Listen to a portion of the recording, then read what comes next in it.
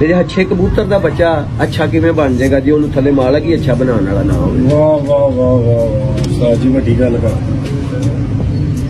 ਲੋਕ ਕਹਿੰਦੇ ਨੇ ਜੀ ਇਹ ਬੜਾ ਅੱਛਾ ਹੈ, ਇਹਦਾ ਬੱਚਾ ਵੀ ਅੱਛਾ ਹੋਏਗਾ। ਉਸ ਬੱਚੇ ਨੂੰ ਤੁਸੀਂ ਖੁੱਡੇ 'ਚ ਰੱਖਦੇ ਹੋ, 20 ਸਾਲ ਰੱਖੀ ਜਾਓ, ਅੱਛਾ ਕਿੰਨਾ ਕੁ ਬਲੈਡ ਹੀ ਬਚਾਉਣਾ ਜਾਂ ਬਚਾ ਲਓ।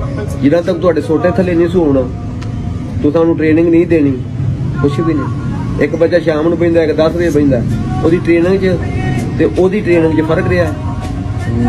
ਗਲਤ ਤੁਸੀਂ ਉਹ ਬਲੱਡ ਗਲਤ ਰਹੀ ਹੈ। ਮਾਲਕ ਦੀ ਵੀ ਕੁਤਾਈ ਹੈ। ਮਾਲਕ ਦੀ ਕੁਤਾਈ ਹੈ। ਮਾਲਕ ਅਗਰ ਜਾਨਵਰ ਨੂੰ ਨਹੀਂ